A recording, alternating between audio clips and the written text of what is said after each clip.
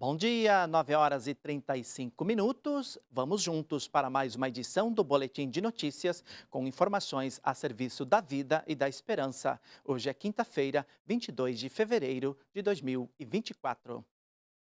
São Paulo tem céu encoberto agora pela manhã e temperaturas amenas. À tarde, são esperadas pancadas de chuva com potencial para alagamentos. Termômetros oscilam entre os 20 e os 29 graus. O ex-ministro da Justiça e Segurança Pública, Flávio Dino, toma posse nesta quinta-feira como ministro do Supremo Tribunal Federal. E Jair Bolsonaro deve depor às 2h30 da tarde em Brasília. A repórter Aline Campelo tem os detalhes. Bom dia, Aline. Uma excelente quinta-feira para você, Sidney, e para todos que nos acompanham. A solenidade de posse de Flávio Dino no STF está marcada para as 4 horas da tarde de hoje. Dino ocupará a vaga de Rosa Weber, aposentada em setembro de 2023, e vai herdar 340 processos em tramitação. A cerimônia será presidida pelo ministro Luiz Roberto Barroso e terá a presença de autoridades de outros poderes, como o presidente Lula, o presidente do Congresso, Rodrigo Pacheco, e o presidente da Câmara, Arthur Lira. A posse marca a passagem de Dino pelos 3 poderes em um ano. Ele que foi governador do Maranhão por 2 mandatos e senador, além de ministro da Justiça e Segurança Pública de Lula. E a Operação Tempus Veritatis segue em desdobramento. Está mantido o depoimento de Bolsonaro na Polícia Federal às 2h30 da tarde. Também serão ouvidas simultaneamente outras 13 pessoas, entre elas o ex-ministro Braga Neto, Augusto Heleno e Anderson Torres. Os depoimentos à Polícia Federal ocorrem no âmbito do inquérito, que apura um suposto plano de golpe após as eleições de 2022 contra o Estado Democrático de Direito, a fim de obter vantagens políticas. Volto com você. Obrigado, Aline. E a reunião do G20, que acontece no Rio de Janeiro, está entre os destaques internacionais de hoje. A agência Reuters dá destaque à reunião dos representantes dos 20 países com as maiores economias do mundo, que acontece desde ontem na capital fluminense. O evento discute a reforma da governança global e as crises internacionais geradas por conflitos internos.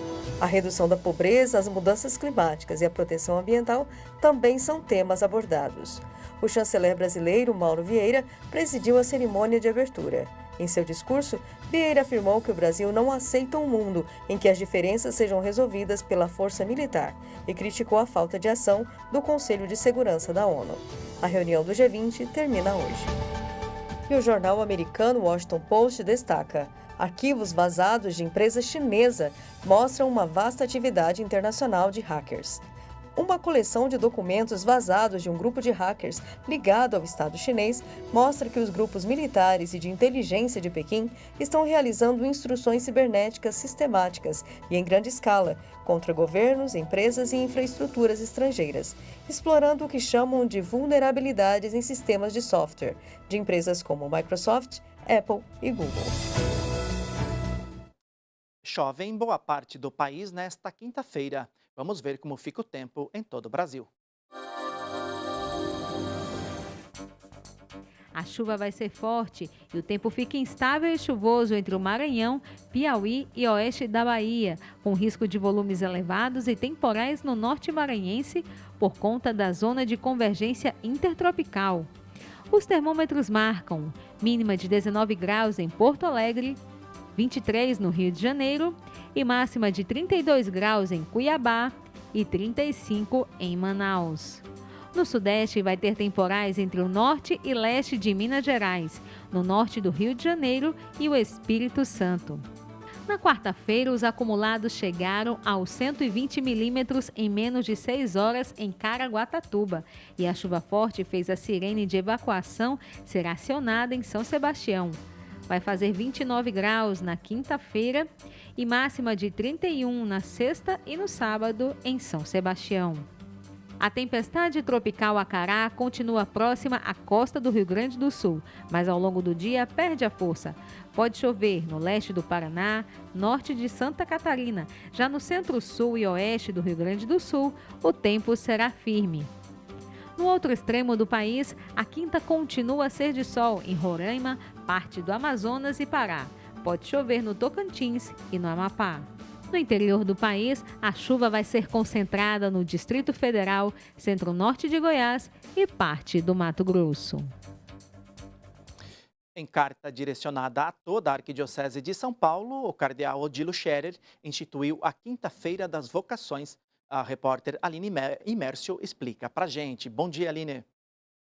Bom dia, Sidney, a todos que nos acompanham. Isso mesmo, Sidney. Na carta, Dom Odilo lembra que o número de vocações religiosas e missionárias vem diminuindo na Arquidiocese de São Paulo. O arcebispo também manifesta preocupação pelo desinteresse de muitos jovens pela vocação do matrimônio e a formação de famílias. E diz que o sacramento do matrimônio pode estar em risco.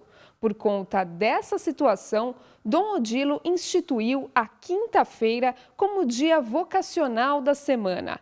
O arcebispo ainda estabeleceu que em todas as paróquias, comunidades menores, associações, movimentos e novas comunidades e comunidades de vida consagrada da Arquidiocese de São Paulo sejam promovidas neste dia a oração pessoal e comunitária, recitação do Rosário, adoração ao Santíssimo Sacramento, além de outras iniciativas com grupos diversos.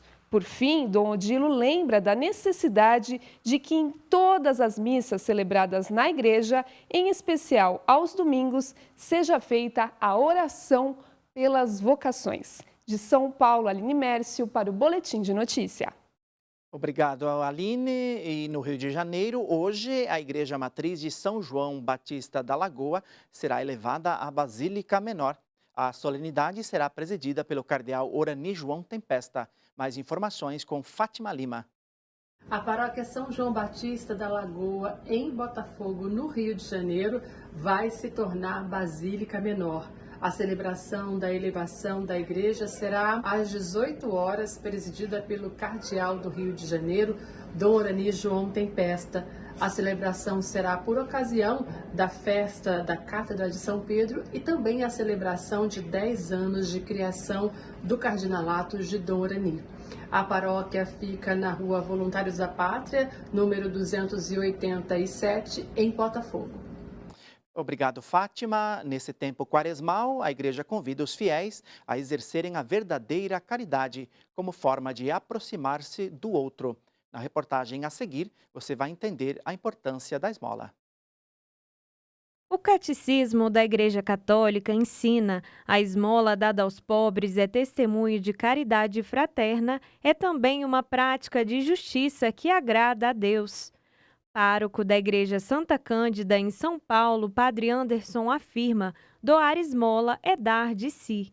O que eu tenho veio de Deus e por isso, como Ele é Pai de todos, é uma forma de eu também exercer a doação do que Deus me deu para os outros. Em 1967, o Papa Paulo VI lembrou que a verdadeira caridade não é dar aquilo que é supérfluo, mas doar ao próximo o que custa, o indispensável.